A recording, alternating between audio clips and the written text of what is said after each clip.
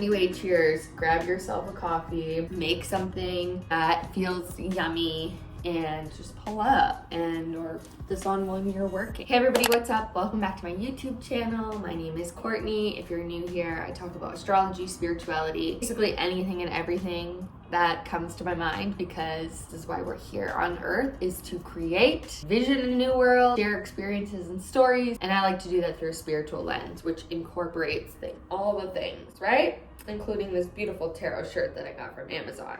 Anyway, I wanted to keep up with these coffee chats, and full transparency, things are changing in my life. I have no idea what's going on most days. I am living in a state right now of knowing change is coming and not knowing what that change is. That means that like things around the way that I express and the creativity I bring to the world is always going to be changing, and I'm really excited for that. And it's allowed. So I'm excited, but welcome to this. So the intention with coffee chats is to talk with others, just have riffs around certain things. So they're sit down videos, and it's just to get us thinking in new and different ways about different topics. So last week I did comfort zone. Today we're doing death and rebirth.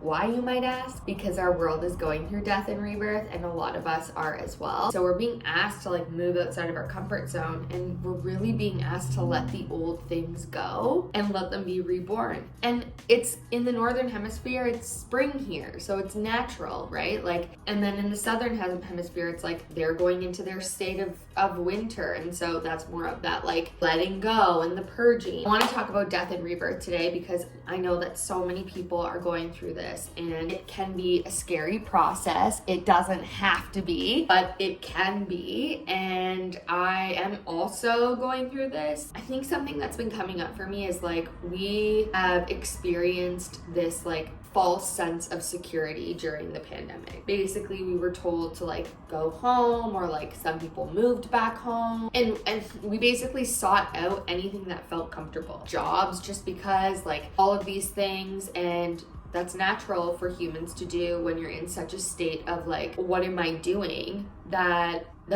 That's what you do, right? Like that is what you do. And you want to crave comfort. You want to go towards something that's comfortable. And again, I think it's like totally natural for us. I just keep feeling that we are being asked to move beyond all of that and leave behind what we thought was what was our comfort zone during the last 2 years, and step out now. It's like that was your 2-year mark of like inner world, inner life reflection. You couldn't go out, so you needed to go in. And with that became this place of like renewal, essentially. Like we've all seen our lives, we've seen the world differently through the self-reflection that we've done. And even if you haven't necessarily like sat down to do self-reflection or like baking bread, right? Like it doesn't matter. Like you are a different person now. The person that you were 2 years ago and the end of 2019 now is completely different. You've seen the world differently. Your online world has expanded and probably changed. You're connected with more people around different areas of the world. You've seen lives through different areas of the world, whether that be on TikTok, YouTube, whatever. Like we were inside and we were doing our own thing, and we were experiencing our own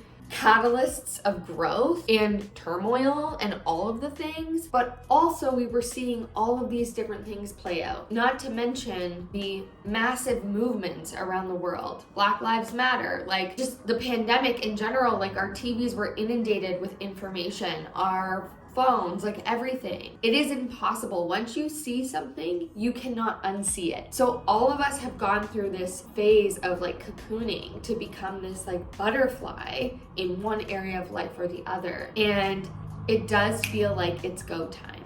And the energy that's coming up, this is going to come out on the new moon in Aries. The energy that's coming up is really connected to fast. Like things are coming in fast. It makes me emotional because it's like, it's so beautiful to think of like all the things that are coming after leaving this behind or like letting go. It's also really scary because you're becoming someone new. You're leaving behind that person that was like in this space, and then you're becoming this new person. That is the death and rebirth process. See it in nature all the time, and it does it so eloquently. Nature doesn't hold on, it lets go. It allows that rebirth energy. So it's almost like this feeling I get of us being like like just beneath the surface of like popping up and like being the flower that blooms. And like it's the death and rebirth process of life. Now, I also say that knowing that a lot of people have experienced actual death in their life, myself included. There's a lot that comes with that. Obviously, grief is like a very big, massive feeling, and that's a literal example of when someone dies, you grieve, but on an energetic level, when part of you is dying, you also grieve, and that is okay. And that means relationships change. You can also grieve that. Maybe you've had a baby in the past year, like maybe you had a pandemic baby and you're still grieving parts of your old self, or the fact that you went through this big experience during a pandemic. Like whatever it is, it's like this moment in time that changed all of our lives is ending. And I know that some people will rebuttal me on that and be like, the pandemic is still going. It's like on an energetic level, I know deep in my core and soul, we are actually exiting that chapter and moving into a new one. Whether that's the next stage of this, I think we're closing the chapter on that pandemic and we're closing that chapter in our lives. And as exciting as that is, because we've been waiting for this, we've been waiting to move forward, there's also this sense of like, oh my gosh, like I can go and like see other people again, and I can like, you know, is that okay? Like there's a lot of emotional things that come along with that. And for those of us out here who have been really restricted due to our choices, I am one of them. Just fell there. Okay, cool.